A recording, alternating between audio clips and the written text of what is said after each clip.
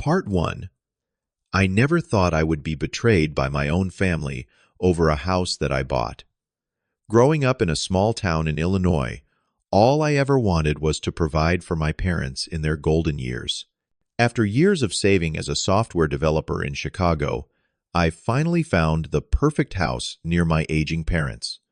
I made what I thought was a smart decision, putting it in their names for tax benefits. Little did I know, my sister Jessica would return home after her divorce, and everything would change. If you are watching this video right now, I would love to know where you are watching from.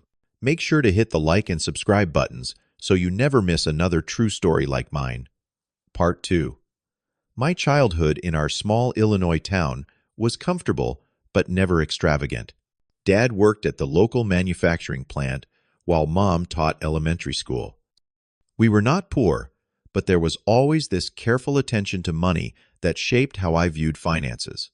As the oldest child, I learned responsibility early. Meanwhile, Jessica, my younger sister, by 3 years, seemed to float through life on charm and our parents' endless indulgence. Harris, watch your sister became the soundtrack of my youth. When Jessica broke something, it was an accident. When I made the same mistake, it was carelessness. I never resented her for this exactly, but I noticed the pattern. Even when she dropped out of college to pursue an acting career that never materialized, our parents supported her financially and emotionally while I worked through school with minimal help. By 35, I had built a solid career as a software developer for a financial services company in Chicago.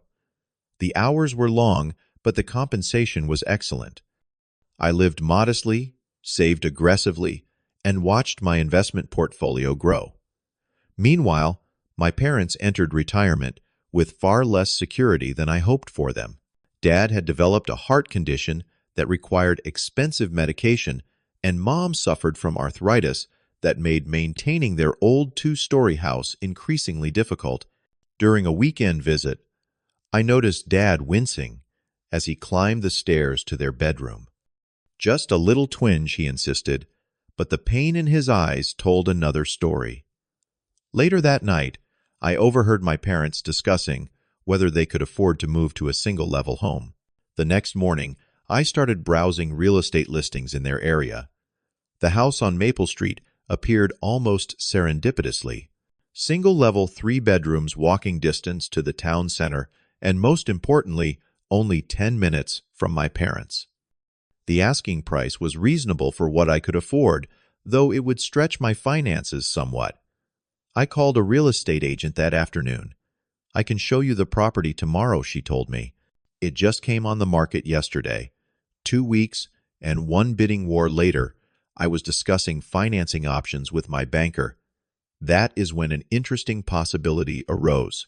"Since this is for your parents, my banker suggested you might consider putting the house in their names. There could be tax advantages, especially considering estate planning." It made sense. My parents could use the property tax deductions more than I could. Plus, I planned to eventually move back myself after my current project in Chicago wrapped up in a few years. My attorney cautioned me against this arrangement. "If the house is in their names legally, it is their property, not yours, even if you make the payments," he warned. I would recommend a formal contract outlining the understanding. I dismissed his concerns with a laugh. "These are my parents, not business associates. We trust each other completely." He looked unconvinced, but did not push further. Looking back, I wish I had listened. We closed on the house the following month. I spent 2 weeks of vacation time helping my parents move in and making modifications to accommodate their needs. We installed grab bars in the bathroom, replaced the bathtub with a walk-in shower, widened doorways for potential future wheelchair access, and added ramps at the entrances. I wanted them to be comfortable and safe for years to come. Those first 6 months were exactly what I had hoped for. I drove down from Chicago most weekends, often staying overnight in what would eventually be my room. Sunday dinners became our tradition. Mom would cook her famous pot roast. Dad would tell the same old jokes, and I would update them on my life in the city. I felt close to them in a way I had not since childhood. This was the best decision we ever made, Mom said one Sunday evening as we sat on the back porch watching the sunset. Having you here more often has been such a blessing. Dad, never one for emotional displays, simply squeezed my shoulder as he walked past, but the gesture conveyed volumes. I truly believed I had made the perfect choice for all of us.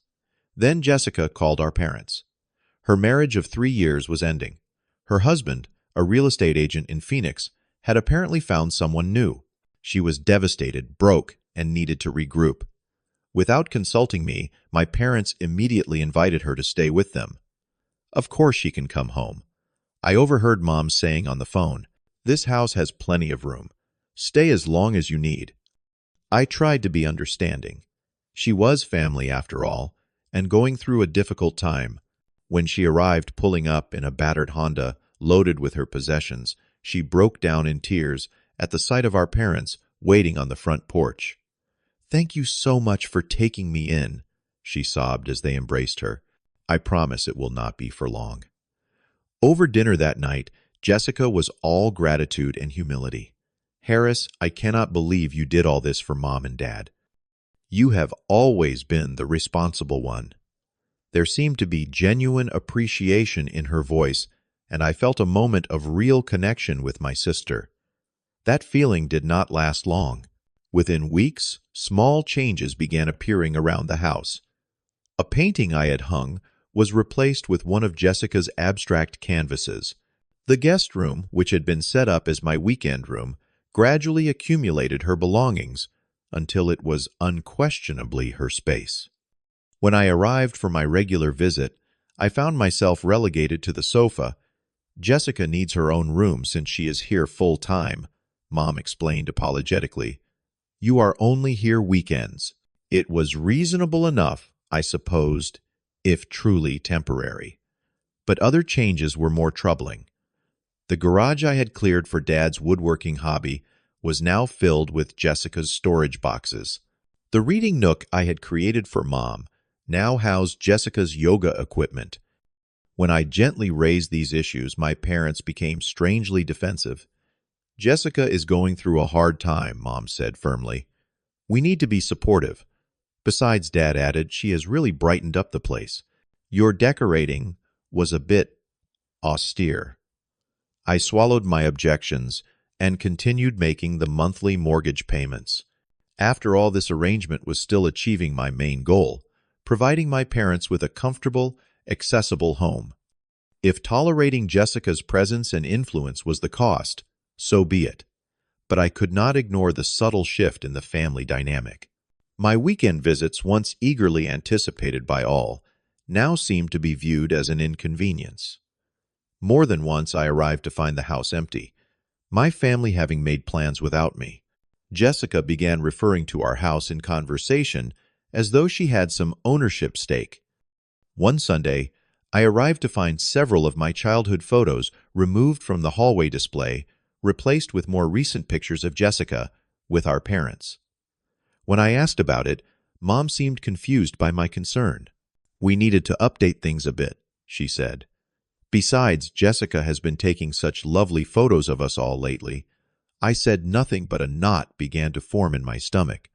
Something was changing, and not for the better. Part 3. The first undeniable sign that something was seriously wrong came about 4 months after Jessica moved in. I arrived for my usual weekend visit to find the front door locked. This was unusual since my parents knew I was coming. I rang the doorbell and waited. No answer. I called both their phones. Straight to voicemail. Finally, I used my emergency key. Inside the house was eerily quiet. I called out, but received no response. Then I heard Jessica's voice from the backyard, apparently on a phone call. I moved toward the sliding glass door and was about to announce my presence when her words stopped me cold. "No, it is perfect timing. I am getting settled in my house now.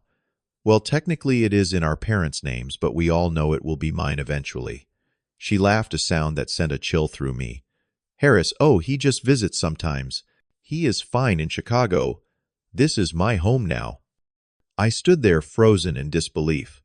Her home, after all the money I had invested, after all my planning and sacrifice, I must have made some noise because Jessica suddenly turned and saw me. Her expression shifted instantly from surprise to defensive anger. "How long have you been standing there?" "Eavesdropping is rude, Harris." "Not as rude as claiming my house as your own," I replied, struggling to keep my voice steady. Jessica's face hardened. "It is not your house. It is in Mom and Dad's names. Or did you forget that convenient arrangement? An arrangement that exists because I am paying for it. Where are Mom and Dad anyway? They are at the Johnsons' anniversary party. They did not think you would mind missing it, since you are only here for the weekend anyway." The casual dismissal stung more than I wanted to admit. I had never felt more like an outsider in what was supposed to be partially my own home. "Jessica, we need to talk about what is happening here. This house exists because I am paying the mortgage. I put it in their names for tax purposes, but the understanding was always that it is partly my investment." She rolled her eyes.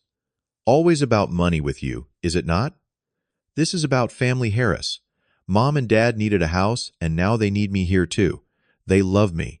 She paused, then added with startling cruelty, "They love me more. They always have." The words knocked the wind out of me. Not because I believed them necessarily, but because Jessica so clearly did. And perhaps because there was a grain of truth that resonated with years of observed favoritism. "This is not a competition, Jessica. I just want what is fair. Fair. Like you, swooping in with your big salary and playing hero while I was struggling through a divorce. Do you know what would be fair if for once in your perfect life you did not get exactly what you want? I need this house more than you do." When my parents finally returned, I tried to discuss the situation with them, but they skillfully avoided any direct conversation. Dad suddenly remembered urgent yard work. Mom developed a headache and needed to lie down. The message was clear: they did not want to be caught in the middle. Over the next few weeks, my unease grew into genuine concern. The company I worked for announced a restructuring. While my position seemed secure, for now, several of my colleagues had already received notice. Financial prudence suggested I should be cutting expenses, not maintaining a mortgage on a house I was increasingly made to feel unwelcome in. During my next visit, I broached the subject carefully over dinner. I wanted to talk about the financial arrangement with the house I began. With Jessica living here now, I wondered if she might contribute something toward the mortgage payments. Even a small amount would help. The silence that followed was deafening. Dad focused intently on cutting his chicken. Mom fidgeted with her napkin. Jessica stared at me with open hostility. Finally, Mom spoke. "Harris, you know Jessica is getting back on her feet. She cannot afford to pay anything right now." "I understand that, but my company is going through changes, and I am concerned about my own financial security. I am not asking her to pay an equal share, just something to acknowledge that she is now essentially a permanent resident." Dad cleared his throat. "Family helps family, son. When you needed help with college, we provided it." I nearly choked. "Dad, I worked 2 jobs through college and took out student loans that I paid off myself. You contributed to my first semester's books." He waved dismissively. "The point is, we all support each other. Jessica needs support now, and I do not." "What about my needs?" The words came out more plaintively than I intended. Mom patted my hand condescendingly. "You have always been our rock, Harris. So capable, so independent. Jessica is different. She is more sensitive." The subtext was clear: my sister's needs would always take priority over mine because she was perceived as more vulnerable regardless of reality. The situation deteriorated further when Jessica began hosting dinner parties at the house, inviting friends, and even our extended family, without including me in the planning or even the invitation. I would call my parents only to learn that Aunt Linda and Uncle Rob had been over the previous weekend for a barbecue.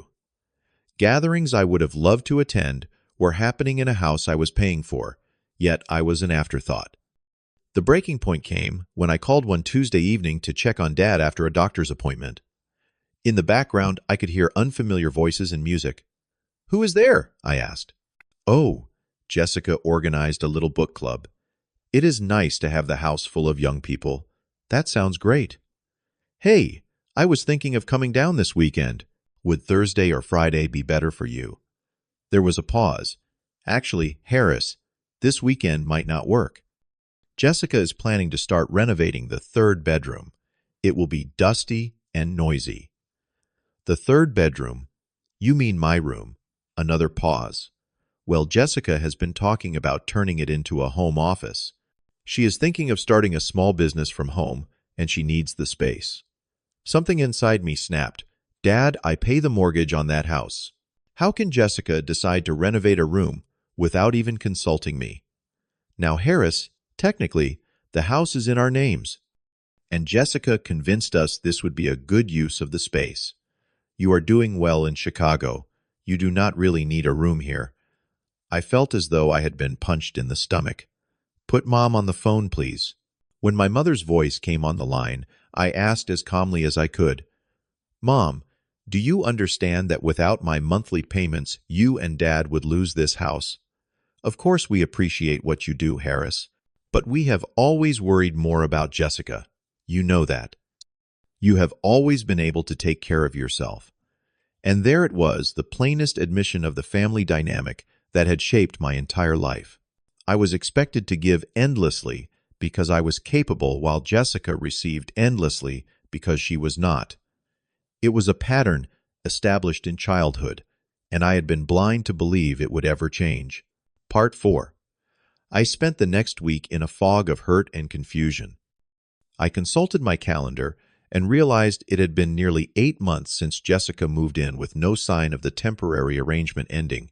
Meanwhile, I was spending over $2,000 monthly on a mortgage for a house where I was increasingly unwelcome.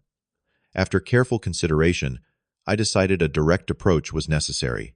I called my parents and requested a family meeting that weekend. "I want to discuss the house situation with everyone present," I explained. "This is important."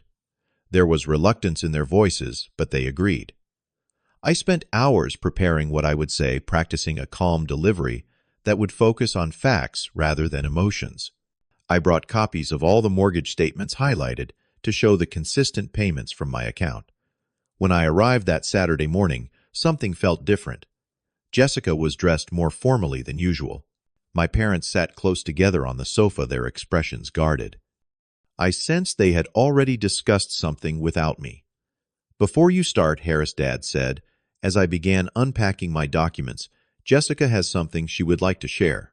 My sister sat up straighter, a small smile playing at the corners of her mouth.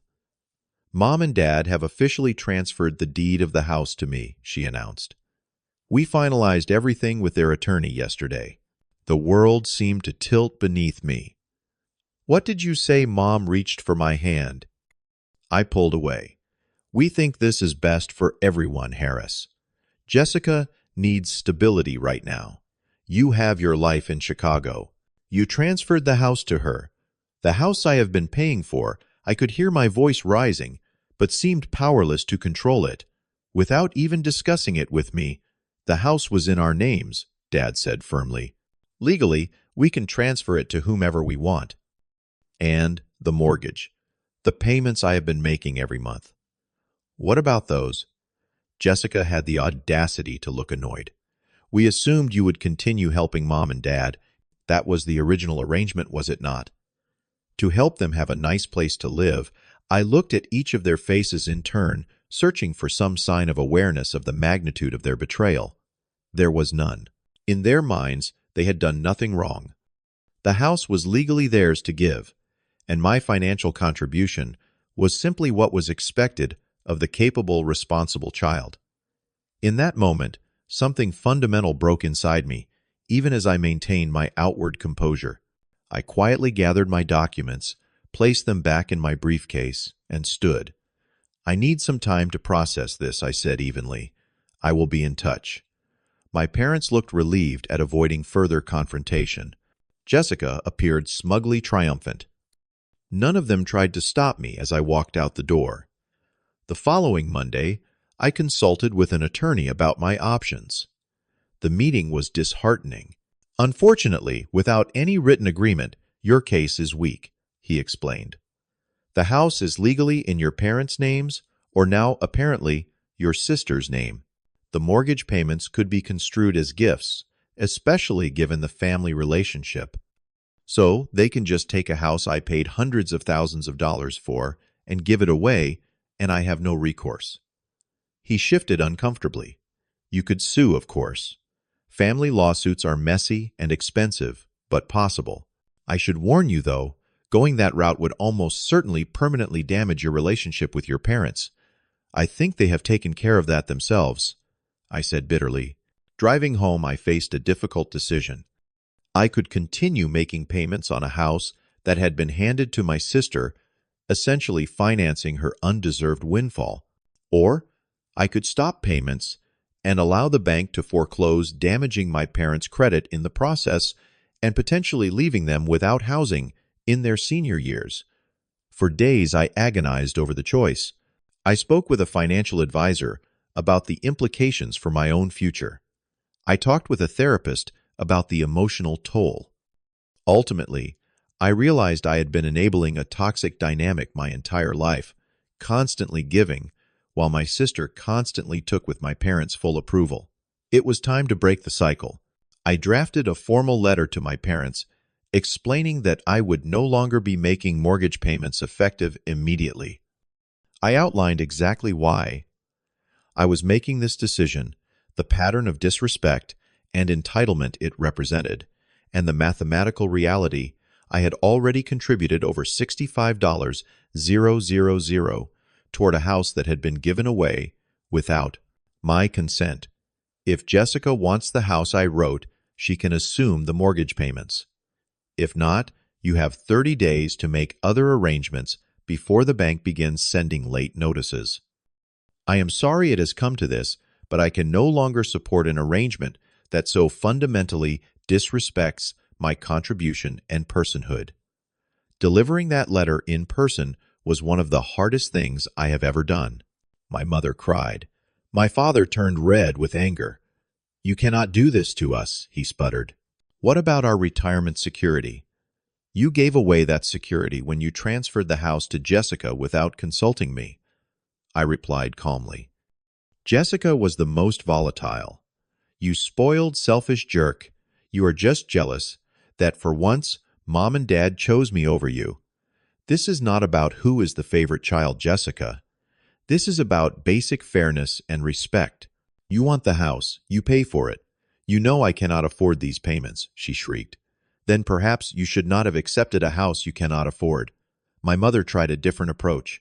Harris, please. We are your parents. After all we have done for you, you would leave us homeless. It was a masterful manipulation attempt designed to trigger maximum guilt. In the past, it would have worked, but something had fundamentally shifted in me. You have options, I said firmly. Jessica can get a job and pay the mortgage. You can sell the house and downsize.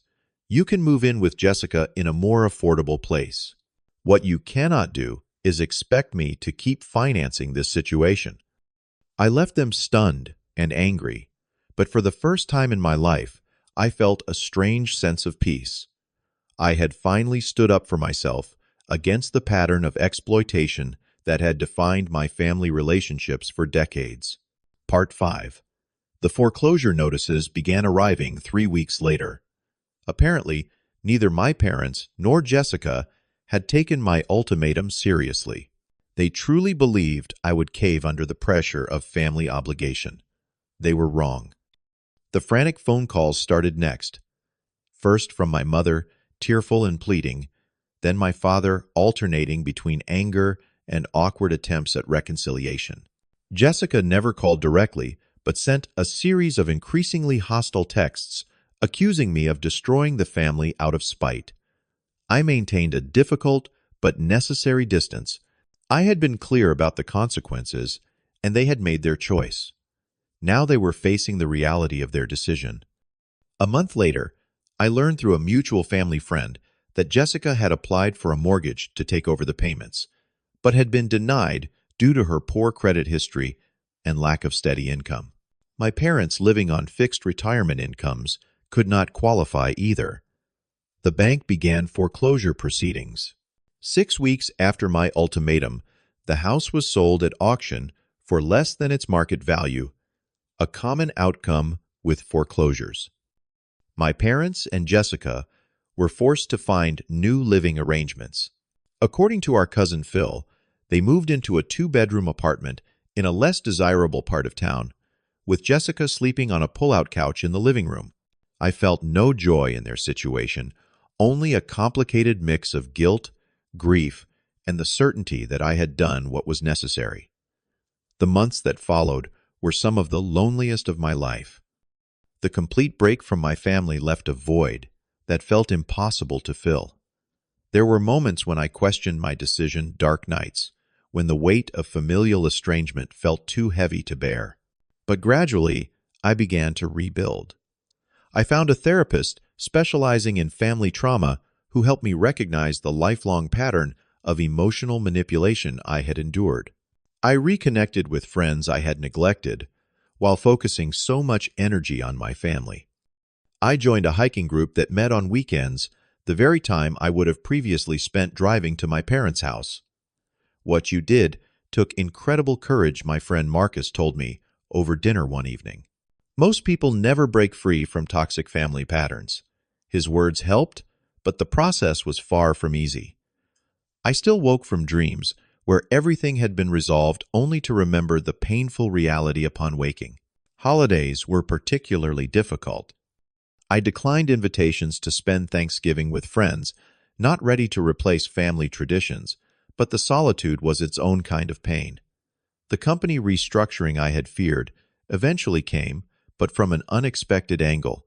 My boss called me into his office one afternoon. "Harris, we are creating a new team to handle our West Coast expansion. I would like you to lead it. It would mean relocation to San Francisco and a significant promotion." The opportunity felt like the fresh start I needed. Within 2 months, I had sold my Chicago condo and purchased a small but comfortable house in Oakland entirely in my name.